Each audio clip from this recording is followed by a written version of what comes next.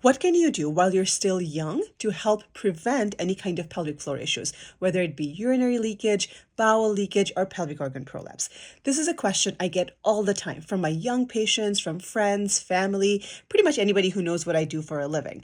Maybe they're thinking about pregnancy or currently pregnant or just had a baby and they're starting to see symptoms of urinary leakage here and there, maybe a little bit of anatomical changes, maybe some perineal laxity. So, they're concerned because they know that their mom had urinary leakage or maybe their grandmother had pelvic organ prolapse and they really want to avoid developing these things, right? I think it's amazing that patients are trying to be proactive because I really do think prevention is the best way to address any kind of healthcare issues, right? So today I'm going to talk about 5 things that you can do now to help improve your pelvic health and hopefully avoid developing pelvic floor issues in the future. Number 1, avoid chronic constipation. So if you're somebody who is straining all the time to have a bowel movement or are not regular, make sure you're taking your fibers adequately. The recommendations are to do 25 to 30 grams of fibers every day.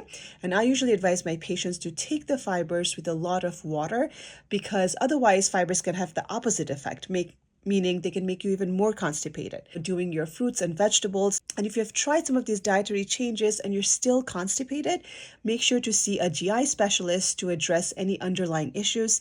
If you're somebody who is 45 and above, also make sure that you're up to date on your colonoscopy to rule out any colonic pathology.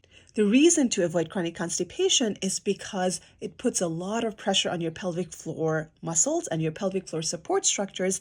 And over time, those pelvic floor support structures get weak. And as a result, women can develop things like urinary incontinence, pelvic organ prolapse, and all sorts of pelvic floor issues.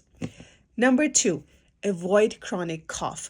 So if you're an asthmatic or you have allergies or you have any kind of COPD or emphysema where you're coughing all the time, so just like constipation, that chronic cough can put a lot of pressure on your pelvic floor muscles and hence cause problems for your pelvic floor issues in the future. Number 3, weight loss. Yes, obesity is a big risk factor for all pelvic floor issues, whether it be urinary leakage, bowel leakage, pelvic organ prolapse, and there are lots of good data that shows that reducing your weight, even as low as 8% of your current body weight, just with exercises and healthy diet and healthy behavior choices, you can significantly improve things like urinary incontinence. I talk about this all the time to my patients that losing weight, whether it be through medication, surgery, or even just behavioral changes, can help prevent worsening of their pelvic floor issues or developing them in the future. Number 4, stop smoking. If I could only show you what smoking does to the tissue quality, as a surgeon, I see this all the time. It can really affect the connective tissue and can really affect the strength of the pelvic floor. Smoking can affect pretty much any organs in your body. So if you can cut down on smoking, that can be a huge help. Trust me, I understand how difficult it is for some of my patients to stop smoking because for a lot of patients, it's a way to manage their anxiety.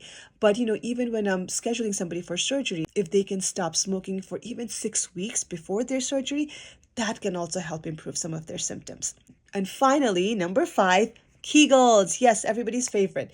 Do your Kegel exercises. Just like any other forms of exercises, Kegel exercises can help improve the strength of your pelvic floor muscles. And when your pelvic floor muscles are strong, they can support your pelvic organs much, much better and can help prevent future issues. The important thing to remember, though, is to do your pelvic floor exercises correctly. And a lot of the times, I think patients, even though they feel that they're doing their Kegels, they're not doing it right. And that's where, things can get tricky. So make sure, you're getting the right kind of help, you're getting the right kind of guidance. If you're not sure whether or not you're doing it right, talk to your OBGYN, have them give you a referral to a pelvic floor PT so that they can guide you and make sure that you're doing the exercises correctly.